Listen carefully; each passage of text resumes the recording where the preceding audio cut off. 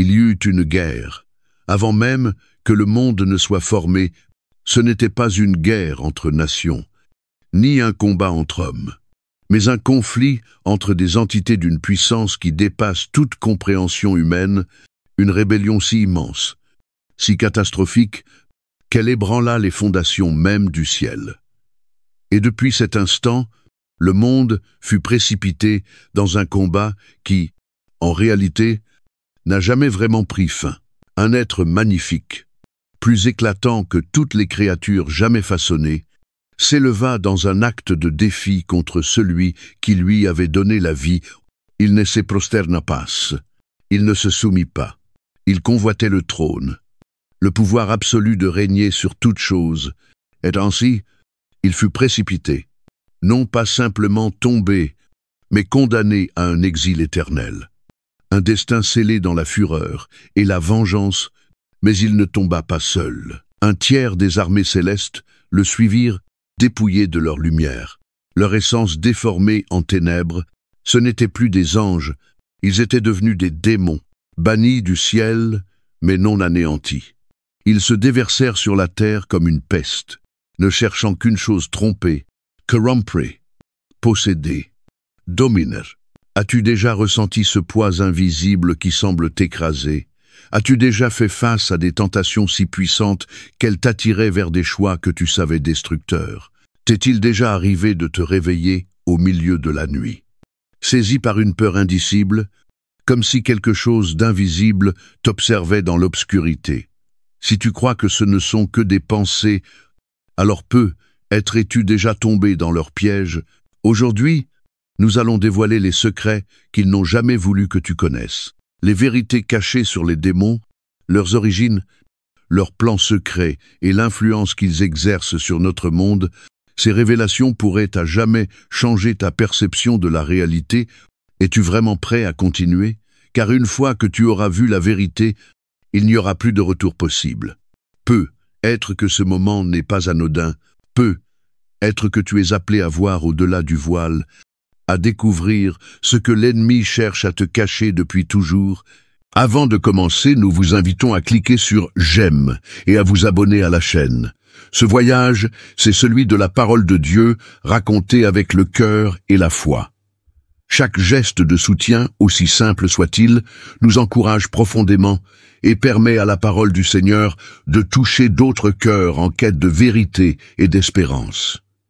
Maintenant, embarquons ensemble dans l'histoire spéciale du jour, là où les pages de la Bible prennent vie, avec profondeur et lumière. Pendant des siècles, les histoires de démons et de forces obscures ont été rejetées comme de simples mythes, pour des légendes exagérées destinées à susciter la peur.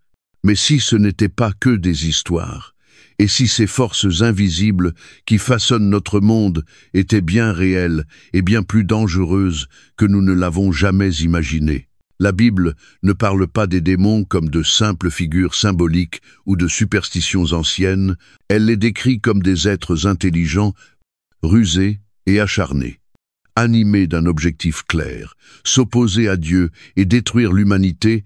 Il est temps désormais de lever le voile et de révéler la vérité. Voici 7 vérités terrifiantes sur les démons des vérités restées à découvert, en pleine lumière, sans que beaucoup ne les aient vues. Commençons, plongeons dans une époque lointaine où le cosmos resplendissait d'une lumière pure, sans tache, une époque antérieure au péché. Avant que les ténèbres ne cherchent à régner sur les cœurs humains, dans ces instants sacrés des origines, les cieux étaient peuplés d'anges, des êtres célestes façonnés dans l'image même de la perfection, créés dans un dessein élevé. Ils étaient appelés à servir, honorer et glorifier le Créateur. Rayonnant d'une beauté éthérée, dotés d'une sagesse et d'une puissance insondables, ils vivaient dans une communion intime et éternelle avec Dieu. Leur existence témoignait d'une fidélité inébranlable et d'un ordre harmonieux, reflet parfait de la création divine. Parmi ces êtres glorieux, un se distinguait par-dessus tous les autres, une figure nommée Lucifer, souvent appelée l'étoile du matin. Son nom évoquant l'éclat d'un astre, annonçant l'aube, portait en lui une double promesse. Celle de la lumière, mais aussi celle d'une possible chute. Lucifer était doté d'une beauté incomparable, d'un éclat inégalé et d'une intelligence hors norme. Mais avec le temps, les dons qui faisaient sa grandeur devinrent le terreau de son orgueil. En lui naquit un désir dévorant, non pas simplement briller, mais surpasser, s'élever au-dessus de tous, y compris du Créateur suprême. Les Écritures, notamment Ésaïe 14, 12-15, dressent un tableau saisissant de cette rébellion orgueilleuse. Ce passage, traditionnellement interprété comme la chute du brillant, démontre qu'aucune créature aussi splendide soit-elle ne peut rivaliser avec l'autorité transcendante de Dieu. De même, Ézéchiel 28, 12-17 évoque l'état glorieux de Lucifer avant sa chute, contrastant de façon poignante avec les conséquences tragiques de sa révolte. Ces textes demeurent des avertissements éternels. La beauté, la sagesse et le pouvoir sont des dons sacrés, destinés à être mis au service de Dieu, et non détournés à des fins d'exaltation personnelle. La chute de Lucifer ne fut pas un simple acte d'insoumission isolé. Elle provoqua un bouleversement cosmique qui transforma à jamais l'ordre céleste dans son arrogance. Lucifer séduisit une vaste partie des anges, environ un tiers des armées célestes, en leur promettant l'égalité avec Dieu et une part de sa gloire. Ses serviteurs autrefois fidèles, qui chantaient les louanges du Très-Haut dans la splendeur des cieux, furent séduits par l'orgueil. Leur révolte ne fut pas une défection solitaire, mais une insurrection collective contre l'ordre divin, le moment où l'harmonie céleste fut brisée par le tumulte de la rébellion. Ce conflit céleste est raconté en détail dans Apocalypse 12, 7-9. Imaginez un combat qui dépasse les réalités physiques, une guerre menée non pas avec des armes humaines, mais avec l'essence même de la foi, de l'espérance et de l'autorité divine. D'un côté, Michel, l'archange, et ses légions d'anges fidèles, armés de la lumière de la vérité et d'une dévotion inébranlable. De l'autre, Lucifer et ses alliés, consumés par la révolte et le goût amer de l'orgueil, s'affrontant dans une lutte où se jouait à la fois le destin cosmique et la suprématie spirituelle. Cet affrontement fut une collision d'extrêmes. Les anges fidèles, portés par l'amour divin, combattirent avec ferveur, leur force tirée des promesses éternelles de Dieu et de leur lien indissoluble avec le Créateur. In face, les rebelles, désormais entachés à jamais par leur trahison, ne cherchaient pas la gloire, mais l'affirmation de leur refus, un refus de l'ordre sacré, un désir de renverser la lumière du Très-Haut. Le point culminant de ce combat vit la défaite totale de Lucifer et de ses alliés, rejetés hors des cieux, bannis de la source même de leur gloire passée. Ils furent transformés à jamais, de magnifiques anges. Ils devinrent des démons, des êtres spirituels malfaisants, dont le but désormais s'opposait radicalement au dessein divin. Exclus de la présence divine, ils devinrent des errants de l'abîme, tout liés pour l'éternité aux ténèbres qu'ils avaient embrassées. Mais leur chute dépasse le simple récit historique. Elle devient un symbole puissant du danger que représente l'orgueil et de la ruine qui découle de la désobéissance.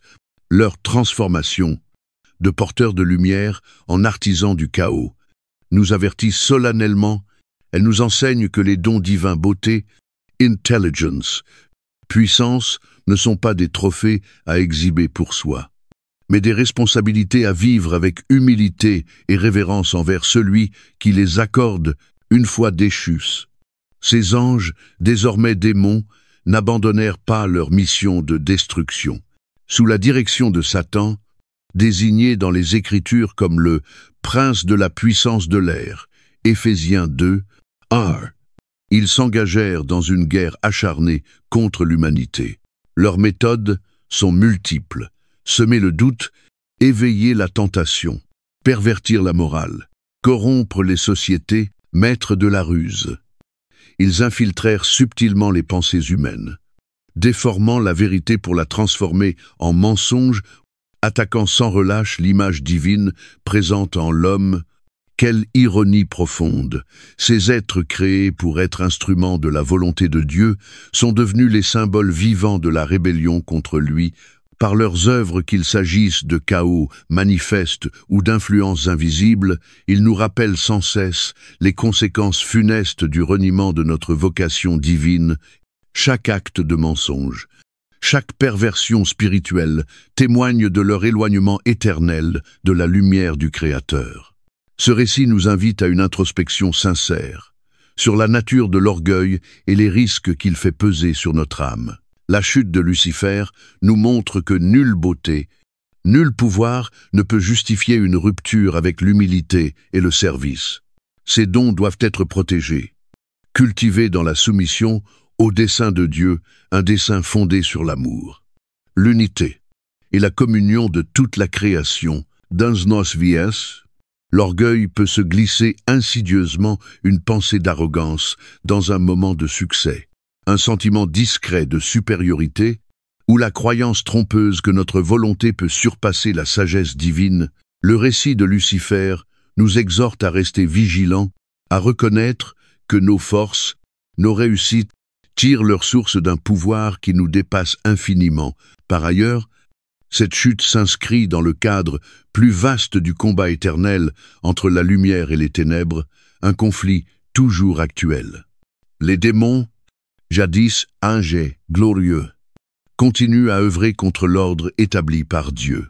Dans les sphères invisibles, ils élaborent leurs plans pour troubler la foi, semer la division et entraîner les âmes dans l'abîme du péché. Cependant, au cœur même de cette guerre spirituelle, une vérité demeure inébranlable. Quelle que soit la puissance des ténèbres, l'autorité de Dieu restera suprême. L'expulsion de Lucifer ne fut pas la fin, mais le triomphe éclatant de la justice divine. Elle nous rappelle que la lumière de Dieu ne peut être éteinte, même par les ombres les plus épaisses. Ce récit puissant nous appelle à prendre position du côté de la lumière. Chaque croyant est invité à méditer les leçons de cette chute, à cultiver une humilité sincère, à résister à l'appel du moi et à vivre dans une fidélité active. Ainsi, nous protégeons non seulement notre âme, mais nous participons à la résistance contre l'obscurité. En résumé, l'histoire des anges déchus est une fresque aux multiples dimensions, un drame céleste, mais aussi une leçon intime et morale. Elle débute avec la perfection de la création angélique, traverse la montée orgueilleuse et la chute de Lucifer, et s'achève avec l'expulsion éternelle de ces êtres dans le royaume des ténèbres. Leur transformation en démons est l'image même de la puissance destructrice de l'orgueil et des conséquences éternelles de la rébellion. Cette épopée riche en symboles, nourrie par la sagesse des âges, empreinte d'une urgence spirituelle, est à la fois un avertissement et une source d'inspiration. Elle nous exhorte à rester vigilants dans notre humilité, à honorer le fragile équilibre entre notre potentiel divin et notre nature faillible, et à nous rappeler que, quels que soient les assauts des ténèbres, la puissance souveraine de Dieu triomphe, car au fond, la chute de Lucifer n'est pas qu'une histoire ancienne. Elle est un appel vibrant à vivre chaque jour dans la lumière de la vérité, de l'amour et du dessein éternel du Créateur. À mesure que nous sortons du récit bouleversant des anges déchus et de la chute catastrophique de Lucifer, notre regard se tourne naturellement vers un autre mystère profond du royaume spirituel. L'organisation méthodique de la hiérarchie démoniaque, contrairement à l'idée d'un chaos aléatoire, ces entités malveillantes opèrent au sein d'un royaume structuré, un sombre reflet de l'ordre divin qui régnait autrefois dans les cieux. Dans les pages sacrées de l'Écriture, des indices révèlent que même dans sa rébellion, le monde spirituel conserve une forme d'ordre bien plus complexe qu'on ne pourrait l'imaginer. Éphésiens 6, 12 nous avertit que notre combat n'est pas contre la chair et le sang, mais contre les principautés, contre les puissances, contre les dominateurs des ténèbres de ce monde, contre les esprits mauvais dans les lieux célestes, ce verset est un véritable cri d'alerte. Derrière chaque acte de malveillance se cache un réseau de pouvoirs démoniaques finement organisé. Chaque niveau soigneusement structuré pour propager les ténèbres sur la terre. Au sommet de cette hiérarchie impie se trouvent les principautés, ces entités, désignées dans le grec biblique par le terme archet, ne sont pas de simples esprits de trouble. Elles sont des démons de haut rang, investis d'une autorité considérable sur des régions entières, voire des nations. On peut les imaginer comme les généraux d'une armée ténébreuse, orchestrant la montée et la chute des empires, influençant subtilement le cours de l'histoire pour semer la discorde et la rébellion contre Dieu. Leur influence se glisse au cœur même des structures sociales, modelant les idéologies et corrompant les normes culturelles. À l'image de la rupture originelle provoquée dans les cieux, sous l'autorité de ces principautés agissent les puissances, les exécutants des ordres supérieurs, connus sous le nom exousia en grec. Ces démons œuvrent à travers les systèmes politiques, sociaux et économiques de notre monde. Ils sont les architectes invisibles de structures d'oppression, d'injustices enracinées, de réseaux de corruption qui minent la morale et la vérité, tel un corps administratif occulte. Ils s'infiltrent dans chaque recoin de la vie quotidienne, assurant la présence persistante de l'influence démoniaque dans les lieux les plus insoupçonnés. En descendant plus bas dans cette pyramide ténébreuse, nous rencontrons les dominateurs des ténèbres. Ces entités, parfois appelées cosmocrators dans les textes anciens, sont les stratèges de la tromperie spirituelle. Ils créent des idéologies fallacieuses, des religions mensongères et des pratiques occultes qui détournent l'âme humaine de la vérité. Leur influence, subtile et insidieuse, se fait sentir partout où la lumière faiblit, entraînant des multitudes dans un labyrinthe de confusion, de séduction et de désespoir. Leur art consiste à tordre la parole pure de Dieu en simulacres séduisants, capables de captiver ceux qui, dans leur quête de certitude, deviennent vulnérables. À la base de cette hiérarchie se trouvent les hôtes spirituels de la méchanceté, en grec pneumatikois. Ces démons sont ceux qui s'attaquent le plus directement à l'existence humaine. Ce sont les oppresseurs, les esprits qui cherchent à posséder, tormentor, détruire le corps. L'esprit et l'âme, à travers eux, le royaume démoniaque lance ses assauts les plus personnels, possessions, comportements incontrôlables, maladies inexpliquées, souffrances psychiques profondes. Ces esprits sont les soldats de première ligne dans une guerre incessante, prêts à exploiter la moindre faille dans l'âme humaine. Ce qui frappe dans ce royaume structuré des ténèbres, c'est qu'il ne s'agit pas d'un désordre hasardeux, mais d'une organisation rigoureuse, reflet déformé de l'ordre céleste originel. Même dans la rébellion, les démons ont conservé une logique, une discipline, une hiérarchie calquée tragiquement sur celle des anges dont ils sont issus. Cela nous rappelle que la guerre entre la lumière et les ténèbres n'est pas un affrontement désordonné, mais une campagne orchestrée avec précision où chaque strate joue un rôle déterminé pour saper le dessein divin. La présence d'une telle hiérarchie est à la fois effrayante et révélatrice. Elle nous montre que les forces du mal que nous affrontons ne sont ni aléatoires ni isolées. Elles font partie d'un système vaste et cohérent, conçu pour défier l'ordre de la création. Ce savoir nous appelle à une conscience accrue de la nature du combat spirituel et à une vigilance constante face à un ennemi persistant et organisé, mais il affirme aussi une vérité fondamentale. Pour chaque structure de ténèbres, il existe une lumière divine, inébranlable, accessible uniquement à travers une relation intime et vivante avec Dieu. Au cœur de ce conflit cosmique, la structure du royaume démoniaque doit inciter chaque croyant à se préparer avec discernement, comprendre que ces forces suivent une hiérarchie précise, nous aide à réaliser que chaque manifestation du mal peut requérir une stratégie spirituelle adaptée, prière fervente. Jeûne, autorité proclamée au nom de Jésus, ce n'est pas une bataille que l'on peut mener à la légère. C'est une guerre invisible, mais bien réelle. Et notre victoire dépend de notre alignement avec l'ordre souverain de Dieu. En définitive, la hiérarchie des démons, des principautés dominantes aux hôtes oppresseurs, révèle une structure dérangeante mais cohérente dans le royaume des ténèbres. Elle n'a pas seulement pour but de maintenir le mal. Elle met en lumière le contraste profond entre le règne d'amour et d'harmonie de Dieu et les forces disloquées et destructrices de la rébellion. En comprenant cette hiérarchie, nous ne découvrons pas seulement les stratégies de l'ennemi, mais nous recevons une force nouvelle pour tenir ferme.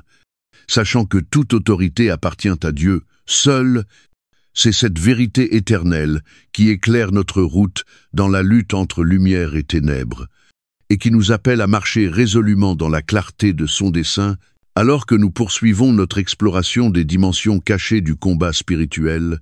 Notre regard se pose à présent sur une vérité aussi alarmante que profondément troublante. Les démons ne se contentent pas d'errer dans les sphères invisibles. Leur soif, leur désir insatiable, visent un objectif bien précis, le corps humain. Dans leur quête pour manifester leur influence maléfique dans le monde tangible, ces forces obscures cherchent à infiltrer le temple, même façonné à l'image de Dieu. Imagine un être façonné selon la ressemblance parfaite du Créateur, un vase destiné à refléter la splendeur, la sagesse et l'amour divin. C'est justement cette nature sacrée qui confère à la possession démoniaque des implications aussi désastreuses. Lorsqu'un démon envahit un corps humain, ce n'est pas une simple intrusion spirituelle. C'est un sacrilège, une tentative corrompue de pervertir ce qui était saint. Une violation profonde, préméditée, une agression malveillante contre l'image divine inscrite dans chaque âme humaine. Les évangiles nous offrent des représentations frappantes de ce phénomène. Parmi les plus marquantes se trouve celle de l'homme de la région des Géraséniens, dont l'existence était totalement dominée par une légion de démons, comme le rapporte Marc 5. 1, 2. Isolé, tourmenté, vivant parmi les tombeaux, cet homme incarnait physiquement la décomposition intérieure provoquée par l'envahissement du mal. Chaque geste, chaque cri de souffrance témoignait d'une vérité terrifiante. Les démons désirent ardemment un corps afin d'imposer leur volonté destructrice sur le monde physique et spirituel. La possession n'est ni hasardeuse, ni accidentelle. C'est un acte calculé dans la grande guerre entre la lumière et les ténèbres, contrairement aux anges messagers de Dieu, envoyés pour guider et élever. Les démons agissent avec une intention délibérée, déformer, souiller, anéantir la pureté qui habite l'existence humaine. Leur soif de possession est une fin perverse, qui cherche à profaner l'essence même de l'humanité. En prenant possession d'un corps, le démon ne contrôle pas seulement les gestes. Il s'efforce aussi de manipuler les pensées, les émotions, jusqu'à l'âme elle-même, égarant la victime loin de la vérité et la précipitant vers l'abîme du désespoir. Cette invasion du corps humain constitue en soi une attaque directe contre l'ordre divin. Genèse 1, 27 nous rappelle que l'homme a été créé à l'image de Dieu, un reflet sacré de beauté et de dessein. Ainsi, lorsqu'un démon s'immisce dans cet espace sacré, c'est comme s'il cherchait à altérer ce reflet, à en brouiller les traits jusqu'à les rendre méconnaissables. La possession est alors à la fois domination physique et profanation spirituelle, une tentative de réécriture du destin d'une âme conçue pour la lumière et désormais asservie aux ténèbres. À travers les siècles, la réalité de la possession démoniaque a conduit les communautés de foi à développer des rites et des liturgies d'exorcisme, des pratiques anciennes consignées dans le Talmud, aux cérémonies élaborées de l'Église primitive, jusqu'aux rituels persistants de l'exorcisme contemporain. La réponse à cette menace s'est toujours enracinée dans l'autorité de la prière, du jeûne et du nom puissant de Jésus, ces pratiques ne sont pas seulement des armes défensives, elles sont des proclamations actives de l'ordre divin, des affirmations vibrantes que la lumière de Dieu peut et doit repousser les ténèbres. Le désir des démons de s'incarner en dit long sur leur nature profonde, à la différence des anges. Entièrement tournés vers le service et la gloire de Dieu, les démons agissent comme des parasites. Ils veulent habiter, corrompre, détruire. Leurs manifestations peuvent prendre des formes variées et troublantes. Accès de violence, changement de comportement soudain, tourments intérieurs profonds, isolant la victime dans une souffrance constante. Chacun de ces cas est un rappel glaçant de la menace réelle que représentent ces forces, même dans le quotidien le plus ordinaire. Et pourtant, face à cette obscurité, une vérité s'élève avec force. Si les démons désirent ardemment habiter un corps humain, c'est parce qu'ils savent que ce corps est précieux aux yeux de Dieu. Et c'est justement dans cette vérité que réside notre protection. Celui qui a reçu la lumière du Christ est gardé par la présence du Saint-Esprit, un bouclier vivant qui rend l'être humain inhospitalier aux puissances démoniaques. Ce n'est pas nier la réalité de l'oppression ou des attaques spirituelles, mais affirmer avec puissance que par la foi, la prière et l'obéissance à la parole, l'intégrité de notre être peut être préservée. Cette vérité est à la fois un avertissement et une invitation. Un avertissement, car l'ennemi est toujours à l'affût, prêt à s'engouffrer à la moindre faille pour profaner le temple de notre âme, et une invitation à renouveler notre engagement dans la discipline spirituelle, une vie de prière constante, de méditation des Écritures, et de sainteté vécue au quotidien afin de fortifier nos défenses contre les assauts subtils de l'obscurité. En demeurant dans cette lumière, non seulement nous protégeons nos propres vies, mais nous devenons des phares, capables d'éclairer ceux qui vacillent autour de nous. NC. Cette convoitise démoniaque pour le corps humain est un témoignage brutal du conflit spirituel en cours entre le sacré et le profane.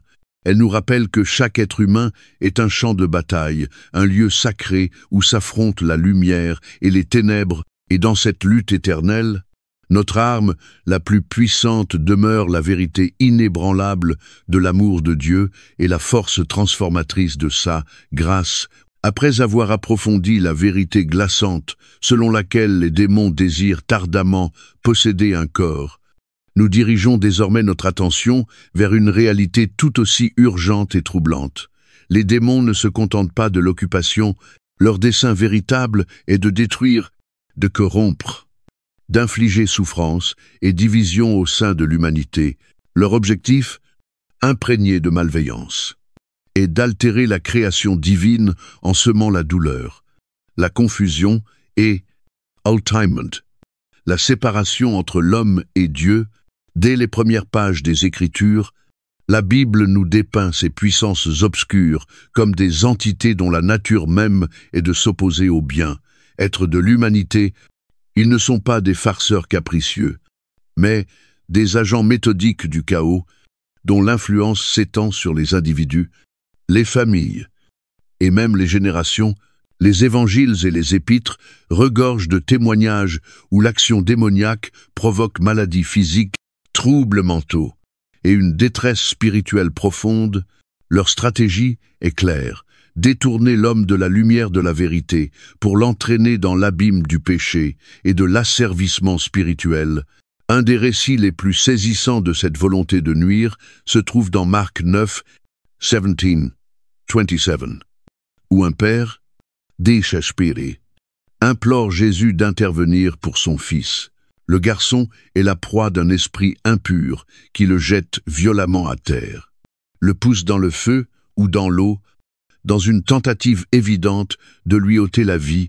Le cri du Père « Aie pitié de nous et secours-nous » traverse les siècles comme un écho poignant de la terreur bien réelle provoquée par les forces démoniaques. Ce passage montre que leur action ne se limite pas à de subtiles tentations, elle se manifeste aussi par des attaques directes, violentes, destructresses, mais le mal que les démons infligent ne s'arrête pas au corps. Leur visée ultime est l'âme. Par des mensonges habilement dissimulés, ils introduisent des doctrines pernicieuses, pervertissant l'Évangile pour éloigner les âmes de la lumière du salut. Dans 1 Timothée 4, l'apôtre Paul avertit que, dans les derniers temps, quelques-uns abandonneront la foi pour s'attacher à des esprits séducteurs et à des doctrines de démons. Ces enseignements ne sont pas de simples erreurs de jugement. Ils sont les armes d'un plan bien élaboré pour affaiblir la foi, miner la vérité et désarmer spirituellement les croyants. Les démons prospèrent là où règne le péché, l'addiction et la décadence morale. Leur influence est subtile mais pernicieuse. Ils manipulent les circonstances, exploitent les faiblesses humaines, instaurent des dynamiques toxiques dans les relations et les sociétés. Les dégâts causés, qu'ils soient physiques ou spirituels, participent d'un projet unique.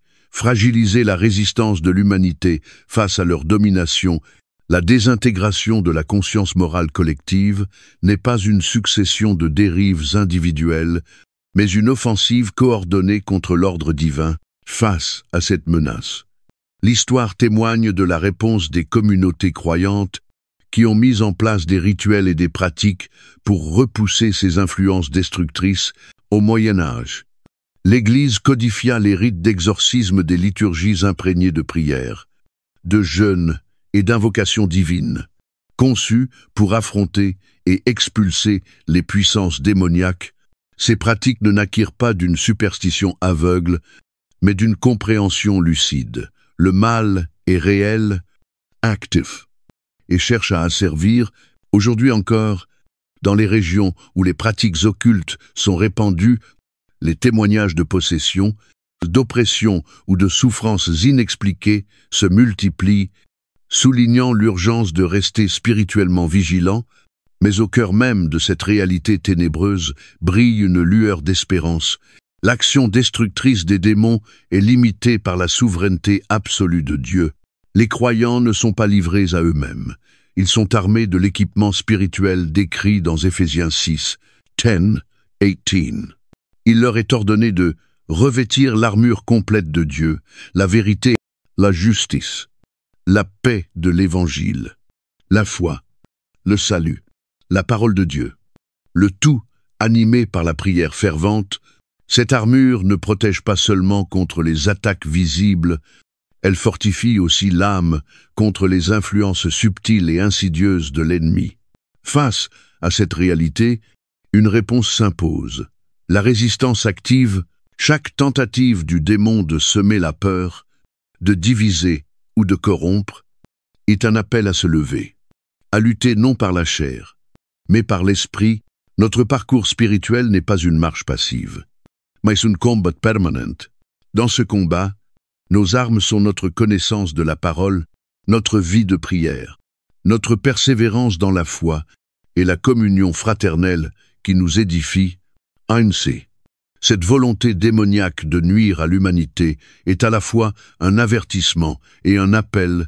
Elle nous avertit de la présence constante d'un ennemi qui cherche à détruire et nous appelle à nous réfugier dans la lumière, dans la puissance et dans l'amour inébranlable de Dieu.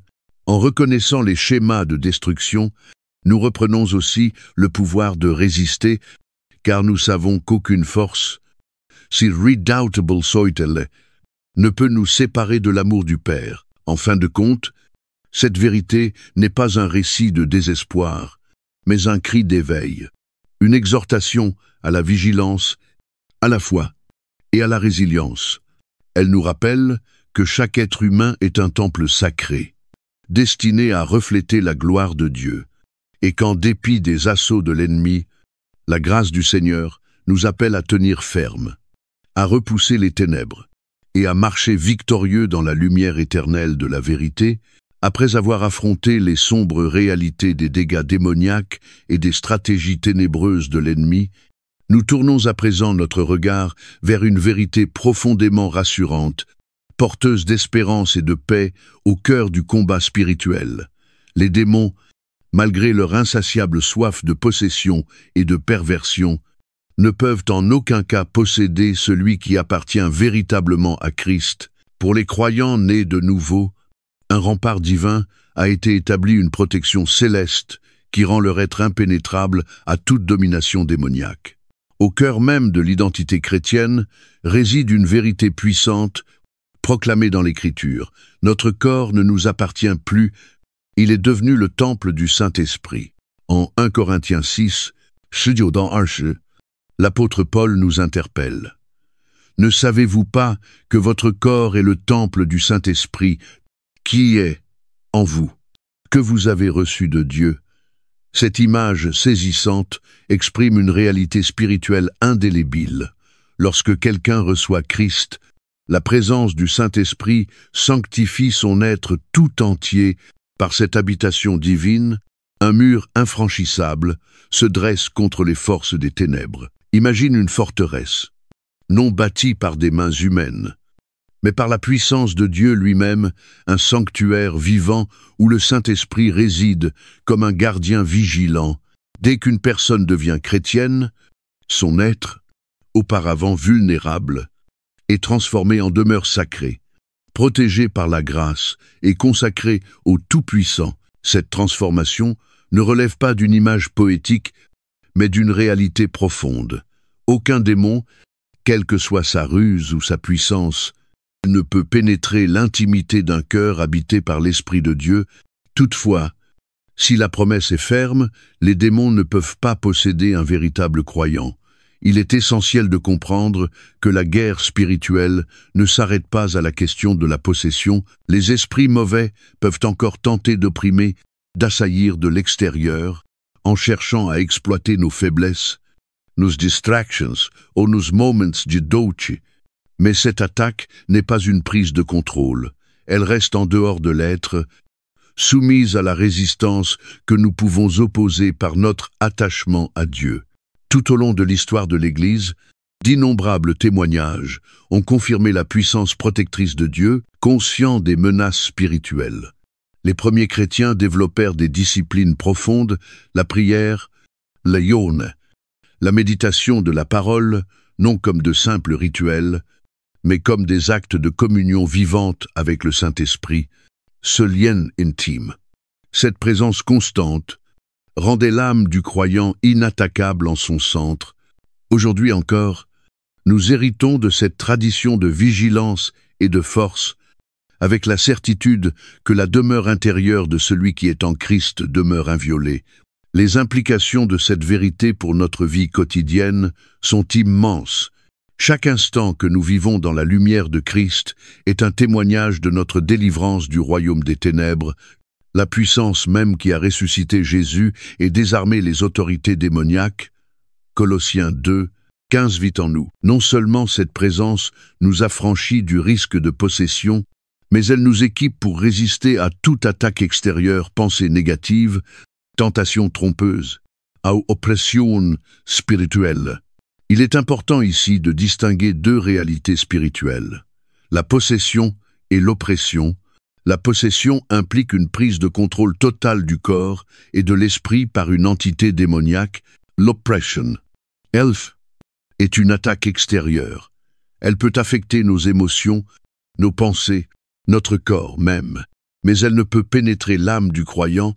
Même dans ces situations d'oppression, le chrétien n'est jamais seul. La victoire du Christ n'est pas confinée aux grandes manifestations spirituelles. Elle s'exprime aussi dans les luttes quotidiennes, les combats intérieurs, les épreuves silencieuses, en ancrant nos vies dans la parole, en maintenant une vie de prière solide et en demeurant à l'écoute du Saint-Esprit. Nous bâtissons une citadelle imprenable. Cette vérité, aussi réconfortante soit-elle, n'est pas une invitation à l'oisiveté spirituelle, mais un appel à la vigilance renouvelée. Le fait que les démons ne puissent pas nous posséder doit éveiller en nous un sentiment profond de sécurité, mais aussi raviver notre désir de cultiver. Chaque jour, la présence du Saint-Esprit dans notre vie, la santé spirituelle ne s'entretient pas de manière passive. Elle est une relation vivante, dynamique, avec Dieu, nécessitant engagement, fidélité et consécration. C'est dans cette intimité avec notre Sauveur que nous trouvons refuge, force et rayonnement. En résumé, la vérité selon laquelle les démons ne peuvent posséder. Un chrétien est une pierre angulaire de notre foi, une promesse céleste qui transforme notre perception du combat spirituel. Elle nous rappelle que si l'ennemi peut encore chercher à nous troubler, il ne peut franchir le seuil de l'âme habitée par Dieu. Cette protection profonde est à la fois un privilège et un appel à vivre dans la plénitude de l'amour divin, enraciné dans la puissance invincible de Christ vivant en nous. Alors, tandis que nous poursuivons notre chemin, tenons fermement cette assurance divine, que nos cœurs soient fortifiés par la certitude que rien, pas même l'ennemi le plus redoutable, ne peut nous arracher à l'amour de Dieu, et que nos vies, protégés par la lumière de l'Esprit, deviennent des phares ardents, éclairant la voie pour d'autres âmes en quête de refuge dans la grâce éternelle.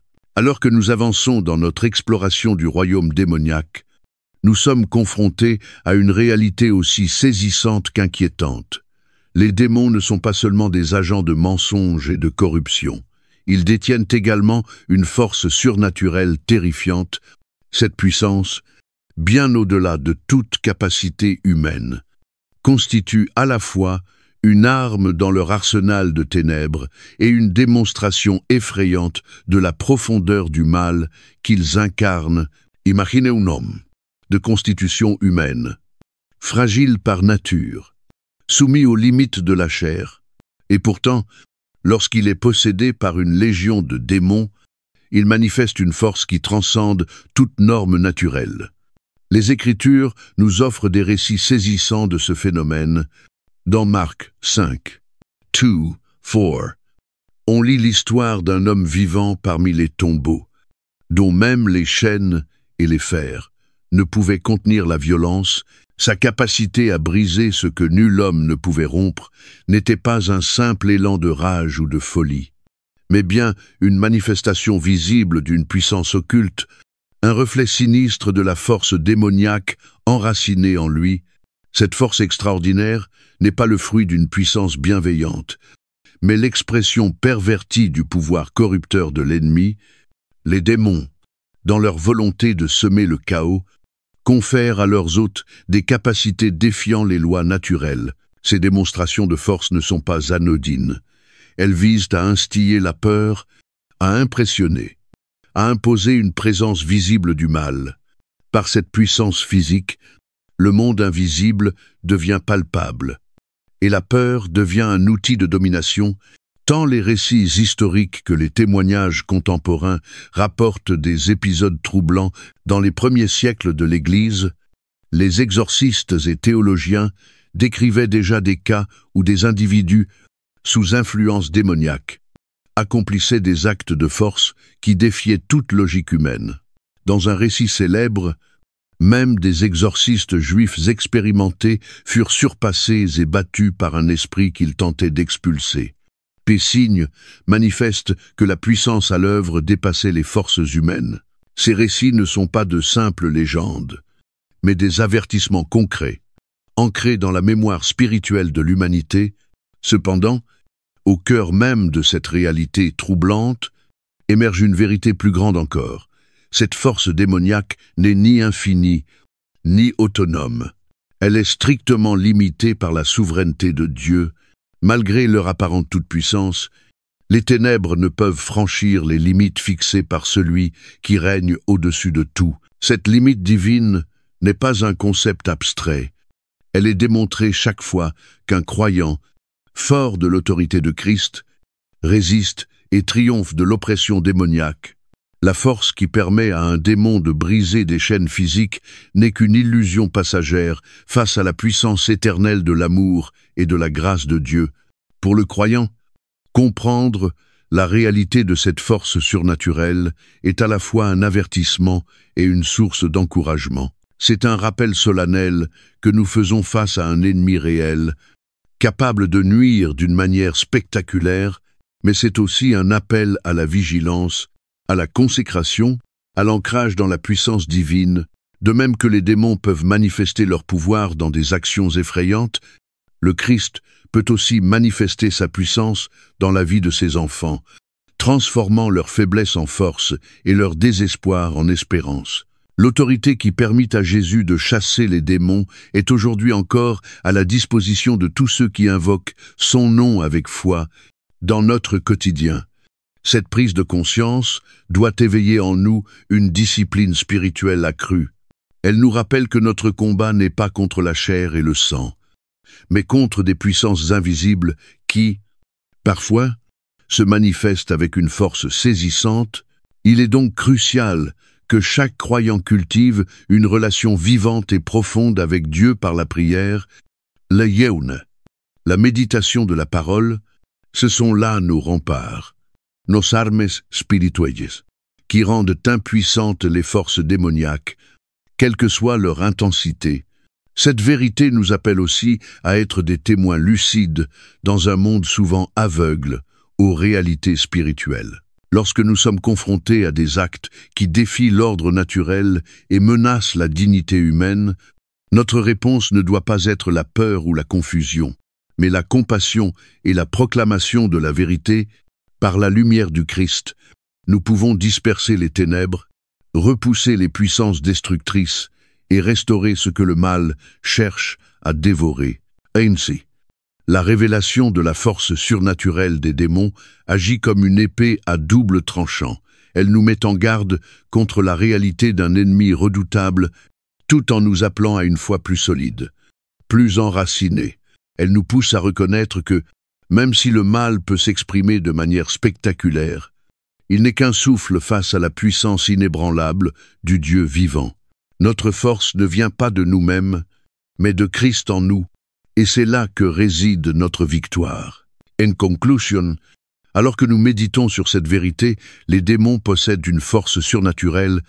Gardons à l'esprit qu'aucune manifestation de cette puissance ne peut résister à l'autorité de Jésus-Christ, que cette connaissance nous pousse à une vigilance renouvelée, à une foi renforcée et à une préparation spirituelle constante. Et lorsque nous serons appelés à faire face à l'obscurité, puissions-nous nous tenir debout avec l'assurance tranquille de ceux qui sont protégés par la puissance invincible de leur Sauveur. Car dans ce combat entre la lumière et les ténèbres, la victoire appartient déjà à Dieu, et nous sommes appelés à en être les témoins vivants, après avoir contemplé la force surnaturelle dont les démons peuvent faire preuve. Nous parvenons à une vérité qui se dresse comme un phare au milieu de la tourmente du combat spirituel. Quelle que soit leur puissance ou leur rébellion, les démons sont, en fin de compte, soumis à l'autorité suprême de Dieu. Cette réalité profonde que les démons doivent obéir à la puissance du Tout-Puissant demeure un rappel éternel de la souveraineté absolue de Dieu sur toute la création. Les Écritures nous offrent des preuves irréfutables de cette domination divine. Dans les Évangiles, on voit des démons, même les plus impudents, se soumettre immédiatement face à l'autorité de Jésus-Christ. Prenons l'exemple frappant de Luc 8, 28-33, où une légion de démons, reconnaissant en Jésus l'autorité divine, le supplie de les envoyer dans un troupeau de porcs plutôt que de les condamner à l'abîme.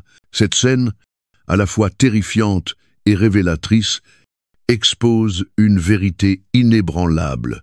Peu importe leur force ou leur ruse, les démons sont liés par un ordre supérieur qui exige leur obéissance au Dieu vivant. Cette soumission n'est pas un cas isolé, mais un thème central et constant dans toute la parole de Dieu. À plusieurs reprises, l'autorité du Christ est démontrée tant dans l'espace public que dans l'intimité des rencontres individuelles.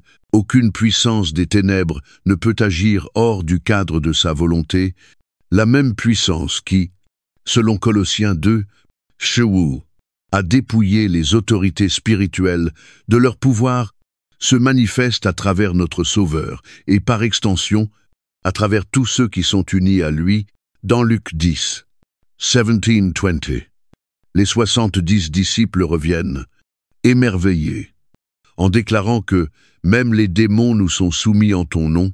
Ce témoignage illustre de manière éclatante que l'autorité accordée aux croyants repose sur la puissance incontestable de Dieu En méditant sur ces vérités, nous sommes conduits à une compréhension qui dépasse le simple plan théologique. Elle touche directement notre sécurité spirituelle. Le fait que les démons doivent plier devant la volonté divine offre à chaque croyant une source d'assurance et de paix profonde. Cette certitude transforme la peur en confiance, le doute en espérance et l'hésitation en foi inébranlable. Car notre Dieu n'est pas seulement le Créateur des cieux et de la terre, il est aussi le Roi éternel devant qui même les puissances les plus rebelles s'inclinent. Mais cette vérité comporte également un appel.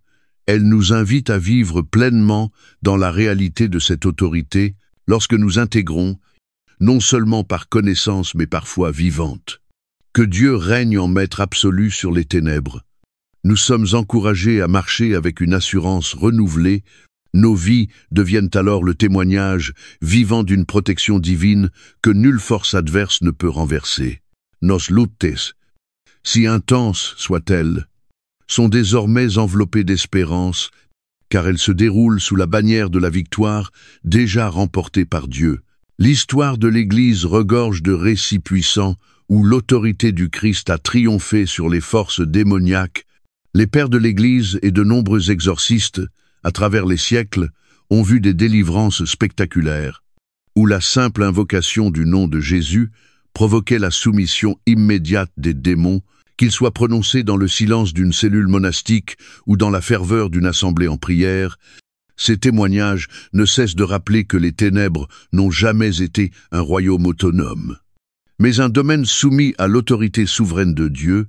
Même la hiérarchie bien organisée du royaume démoniaque fonctionne sous des limites rigoureuses, imposées par la justice divine. Chaque acte de rébellion, chaque tentative de renverser l'ordre établi, est stoppé par une vérité immuable. Rien ne peut prévaloir contre la volonté de Dieu. Cette connaissance nous console, mais elle nous appelle aussi à demeurer vigilants et soumis à la direction du Seigneur, sachant que sa puissance s'accomplit pleinement dans notre faiblesse, dans nos vies personnelles. Cette vérité devient à la fois un refuge et un appel à l'action. Elle nous encourage à nous enraciner dans la prière, à méditer la parole avec fidélité et à cultiver un mode de vie aligné avec l'autorité divine qui nous a été confiée. En agissant ainsi, nous devenons les porteurs vivants de la promesse de Dieu, des témoins d'une puissance que nul démon ne peut défier. Notre confiance ne repose pas sur nos propres forces ou notre propre justice, mais sur l'œuvre achevée du Christ à la croix et sur sa résurrection, qui a désarmé toutes les puissances des ténèbres et nous a assuré une victoire éternelle.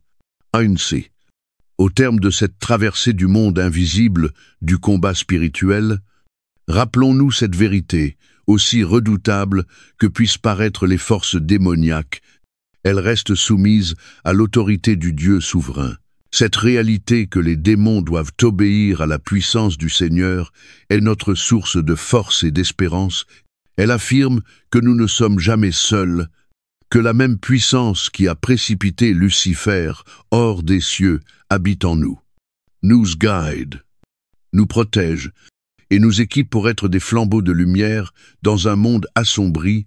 Dans cette lutte éternelle entre la lumière et les ténèbres, c'est la puissance de Dieu qui triomphe à jamais. Que cette vérité fortifie ton âme, affermisse ta foi et t'enracine dans la certitude, quelle que soit l'ombre que tu affrontes. La lumière de Christ brillera toujours plus fort, et qu'en lui, la victoire t'appartient déjà. Alors que nous arrivons au terme de cette exploration profonde des réalités cachées du combat spirituel, prenons un instant pour méditer sur les 7 vérités fondamentales que nous avons mises en lumière, chacune d'elles agissant comme un flambeau perçant les ténèbres éternelles qui opposent la lumière au mal. Nous avons commencé par la révélation que les démons sont des anges déchus, autrefois resplendissants de gloire, mais désormais consumés par l'orgueil et la rébellion. Nous avons ensuite traversé la hiérarchie structurée du royaume des ténèbres, observé leur soif insatiable de posséder le corps humain, et constaté leur volonté féroce de nuire. nous avons découvert la promesse rassurante selon laquelle un chrétien, habité par le Saint-Esprit, ne peut être possédé. Nous avons contemplé la force surnaturelle qu'ils peuvent parfois manifester pour enfin affirmer, avec foi, que même ces esprits rebelles doivent se soumettre à l'autorité suprême de Dieu. Mais ce déploiement de vérité n'est pas une simple démarche intellectuelle, c'est un appel solennel à l'éveil à fortifier nos cœurs et nos esprits par la vérité divine qui nous a été révélée avec tant de clarté. Chaque vérité est un rappel que notre chemin spirituel est un combat à la fois intime et collectif, où chaque prière, sincère, chaque acte de foi, chaque pas vers la justice renforce le sanctuaire de notre âme contre l'assaut des ténèbres. Aujourd'hui plus que jamais, alors que l'ombre menace de s'étendre sur la lumière de notre monde, nous sommes appelés à nous lever avec une foi inébranlable. Accueille la puissance et la protection qui découlent de la présence du Saint-Esprit en toi. Que cette connaissance que les démons, malgré toutes leurs ruses et leurs violences, sont soumis à l'autorité du Seigneur, transforme ta manière d'aborder chaque jour, tien stoi ferme, non pas en ta propre force, mais dans la puissance de Christ, une puissance qui a déjà vaincu les ténèbres et proclamé une victoire éternelle sur toute force malveillante. Prends maintenant un moment pour laisser ces vérités résonner dans ton cœur. Médite les leçons d'humilité, et de vigilance et de persévérance que la parole éternelle de Dieu nous transmet, puis avance avec un engagement renouvelé dans ta marche spirituelle. Plonge-toi dans les Écritures. Cultive une vie de prière enracinée et vis chaque jour comme un témoignage vivant de la lumière indéfectible de l'amour de Dieu. En faisant cela, tu ne protèges pas seulement ton âme, tu deviens aussi un phare pour ceux qui errent encore dans les ténèbres. Si ces vérités ont éveillé en toi une conviction nouvelle, si tu ressens une urgence renouvelée dans ton combat contre les forces du mal, alors partage ce message, fais-le connaître, commente, abonne-toi, non pas par simple réflexe numérique, mais pour que cette vérité touche des cœurs, restaure des vies et propage la lumière là où règne encore l'ombre. Tends la main à ceux qui ploient sous le poids de l'oppression spirituelle, offre une parole d'espérance, une oreille attentive. Un regard de compassion car en Christ, la liberté véritable est offerte à tous. En conclusion, souviens-toi, la lumière de Dieu brille jusque dans les ténèbres les plus profondes et sa puissance se révèle dans notre faiblesse, quelles que soient les épreuves que tu affrontes. Tu n'es jamais seul. Lève-toi avec assurance, car tu es enfant du Très-Haut, protégé par un amour qui ne faillit jamais. Que cette vérité devienne ton chant de victoire, un cri de ralliement pour chaque tempête. La puissance de Christ triomphe, et tout esprit malveillant est voué à plier devant sa volonté souveraine.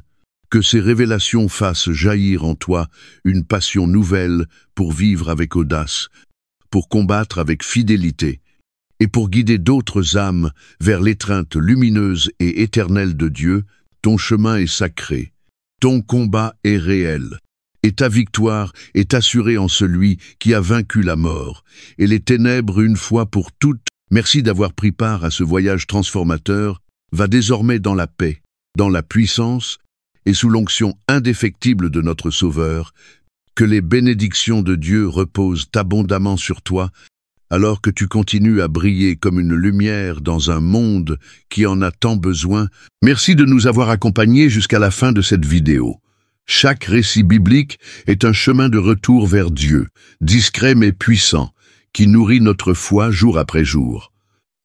Si ce voyage a touché votre cœur, cliquez sur « J'aime » pour partager ce message, et abonnez-vous pour continuer à explorer avec nous d'autres histoires pleines de sens. À très bientôt dans notre prochaine vidéo. Que Dieu vous bénisse, vous et votre famille.